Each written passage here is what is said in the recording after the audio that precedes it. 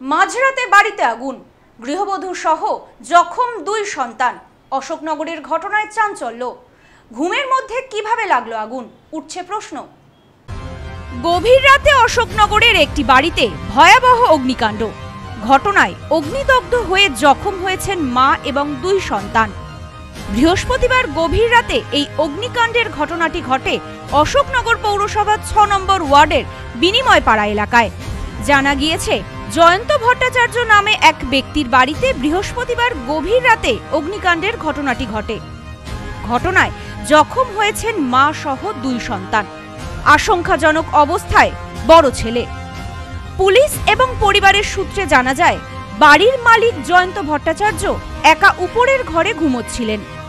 নিচের একটা ঘরে তার স্ত্রী নীলাঞ্জনা দেবী 2 পুত্র সন্তানকে নিয়ে ঘুমোচ্ছিলেন। এছাড়াও বৃদ্ধ বাবা মা আলাদা আরেকটি ঘরে ঘুমোচ্ছিলেন। আগুন ধরেছে বুঝতে পারার পর চিৎকার শুরু করেন নীলাঞ্জনা দেবী। গভীর রাতে হঠাৎ নীলাঞ্জনা দেবীর চিৎকারে ঘুম ভাঙে পাড়া প্রতিবেশী সহ পরিবারের সদস্যদের। স্থানীয়রা ছুটে এসে ঘরের দরজা ভেঙে নীলাঞ্জনা দেবী ও তার 2 ছেলেকে উদ্ধার করে। এরপর অশোকনগর হাসপাতালে নিয়ে যাওয়া হয়। এ বিষয়ে জখম বধূর শাশুড়ি অনিমা ভট্টাচার্য বলেন, বৌমা 2 নাতিকে নিয়ে নিচের ঘরে ঘুমাচ্ছিল, আমরাও নিচেই ছিলাম।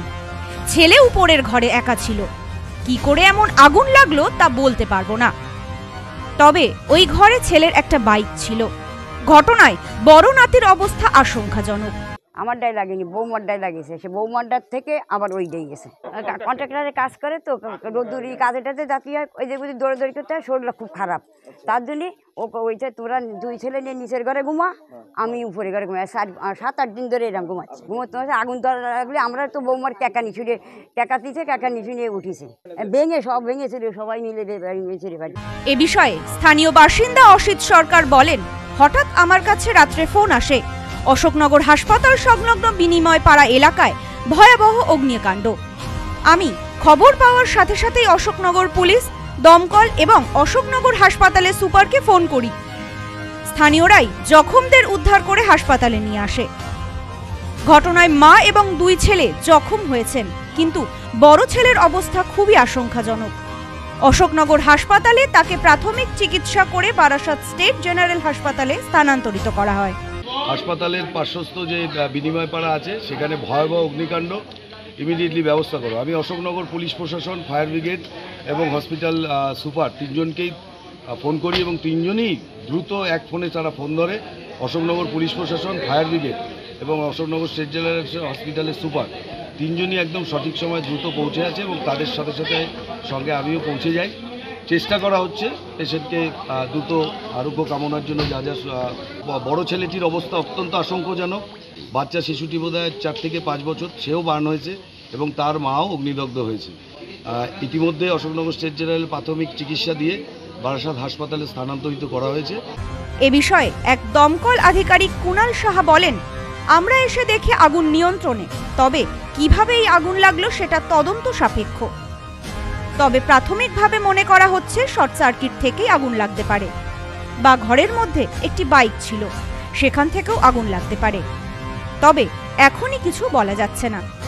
আমরা এসে তো দেখলাম, আমরা আগুন দেখতে পাইনি। এখানে ইঞ্জুরি শুনছি, তাকে বলছে যে একটা 11 থেকে 12 বছরের ছেলে একটা ইঞ্জুরি হয়েছে, একটা 2 বছরের ছেলে একটা ইঞ্জুরি হয়েছে, আর তার মা হালকা ইঞ্জুরি হয়েছে। শর্ট সার্কিট হতে পারে, আর মেবি আর ওখানে একটা বাইক ছিল, বাইকে থেকেও লাগতে পারে কোনো গরম অবস্থায়। আর কোনো ব্যাপার বুঝতে পারছি না। এ বিষয়ে অশোকনগর হাসপাতালে সুপার বলেন, ঘটনায় 3 জন জখম হয়েছেন, তবে বড় ছেলের অবস্থা খুবই আশঙ্কাজনক। প্রায় 100% পুড়ে গিয়েছে। তাকে এখন এখান থেকে স্থানান্তরিত করা হয়েছে। ছেলের অবস্থা খুব খারাপ।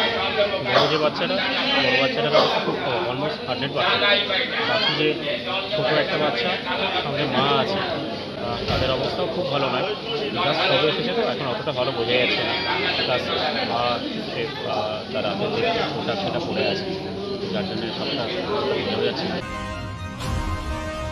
Bureau report, news no man's land, Ashoknagar. বধুয়া গুঁড়ো মশলা, গন্ধেও ভালো, স্বাদেও ভালো। বধুয়া গুঁড়ো মশলা সম্পর্কে আনে অটুট বন্ধন।